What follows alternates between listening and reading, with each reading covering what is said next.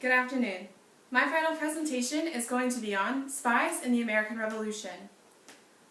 The patriotic victory in the War for Independence was not due to their ability to overpower the British. It was, however, due to their ability to outmaneuver the British. One of the critical aspects of this ability was the intelligence that was gathered by spy networks. These spy networks were a critical aspect of the victory for the War of Independence and for the military strategy formed by General George Washington.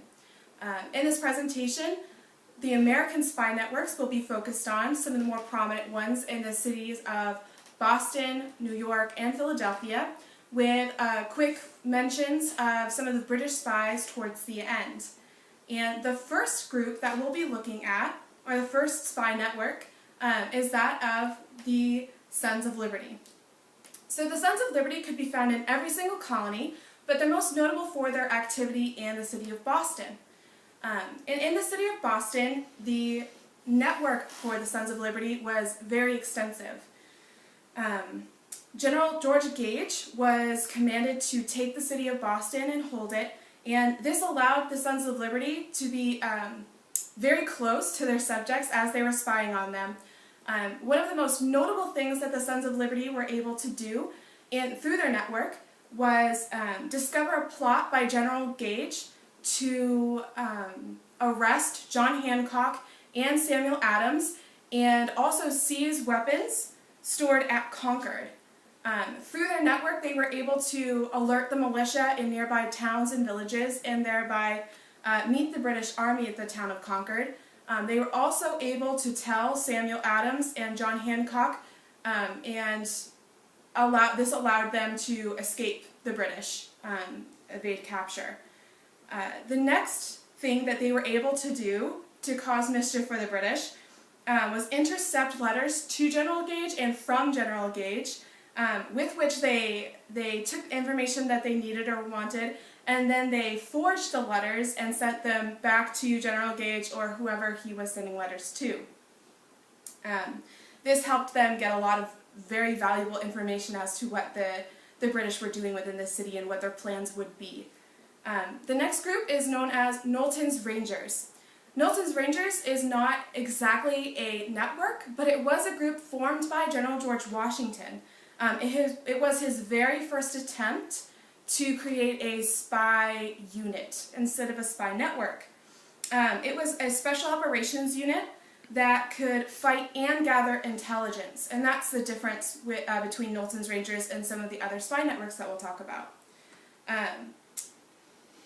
General George Washington appointed Lieutenant Colonel Thomas Knowlton as the commanding officer of the unit, and that's why the volunteers of the unit were known as Knowlton's Rangers. One of the most notable of the volunteers is Captain Nathan Hale. He is probably one of the best known spies in the American Revolution. He volunteered to be a school teacher on the city of Long Island in order to spy on the British, and most people know him for supposedly saying the words that he wished that he had more than one life to give for his country. The next spy network was the first that General Washington tried to put together. It was put together under Nathaniel Sackett, who was a New York merchant and a supplier to the Continental Army.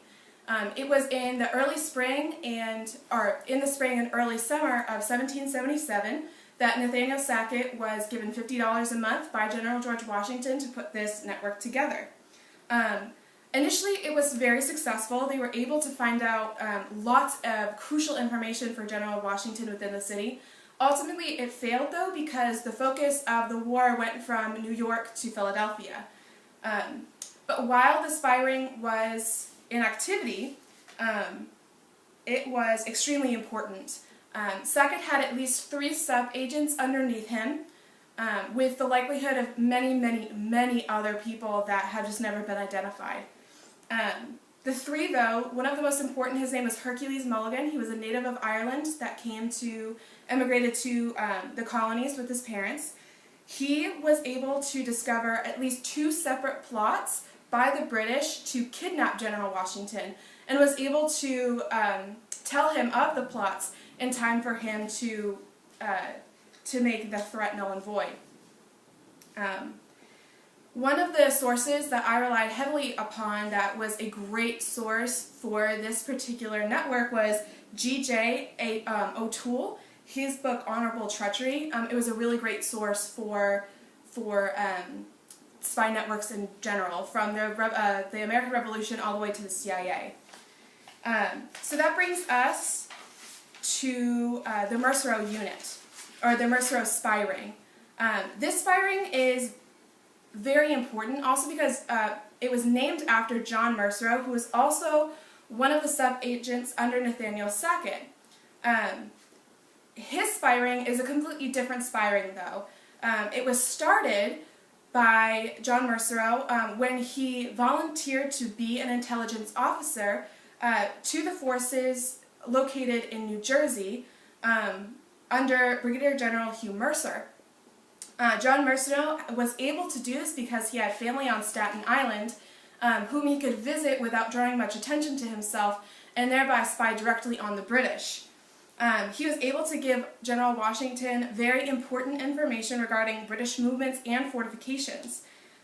This particular spy ring continued until 1780. And one of the sources that I used for this was John A. Nagy, his book, George Washington's Secret Spy War.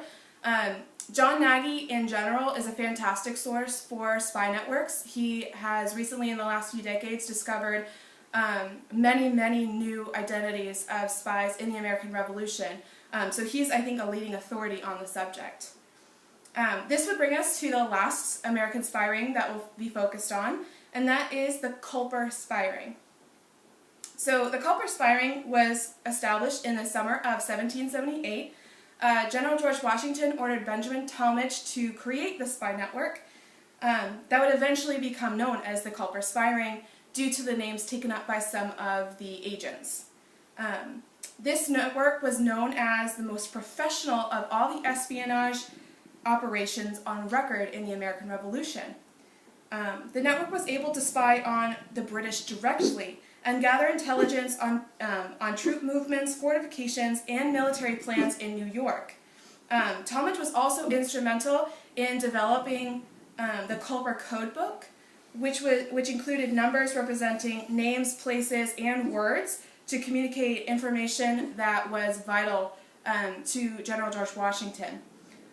This code was also vital to the secrecy of the agents and the information that they were passing on. It's one of the most important aspects of the Culper spy ring, and it's why they're considered one of the most professional.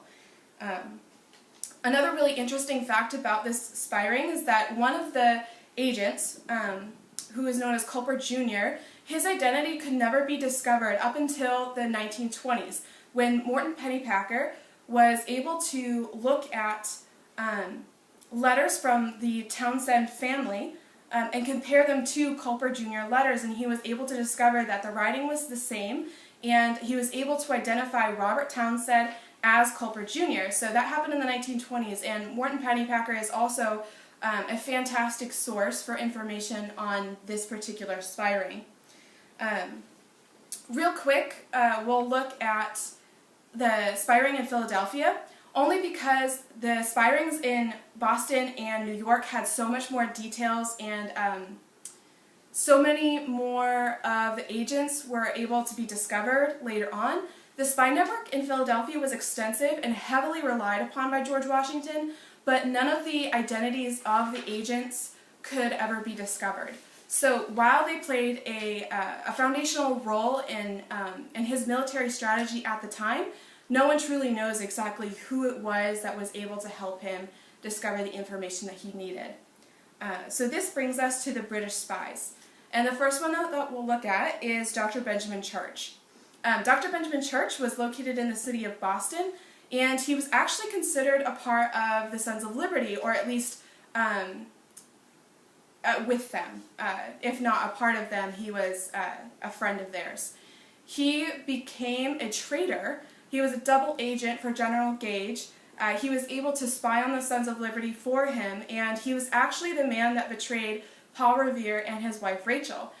Rachel Revere wrote a letter to her husband with very critical information, and she gave it to Dr. Benjamin Church, believing that he would give it to her husband, when in fact he gave it to General Gage. When it was discovered that he was a double agent, it was told to George Washington, who was shocked, could not believe that Dr. Benjamin Church could be a double agent, but he was sentenced to a court-martial where he was found guilty and thereby imprisoned. This was a huge shock to the rest of the community as well. So the next one would be General Gage's use of the Secret Service in Boston. The Secret Service was a British spy network that was paid by the British government or Parliament.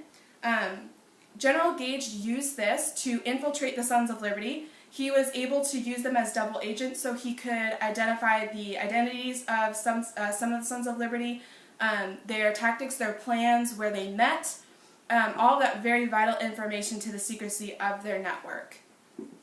The next is Gilbert Berkeley. The story of Gilbert Berkeley is actually kind of funny.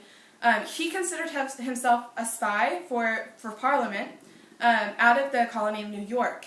And he wrote to Parliament after the war had ended and was asking for a pension from the government due to his spying during the American Revolution. But Parliament never acknowledged his efforts. So whether he was or not, I thought he was a funny story to involve.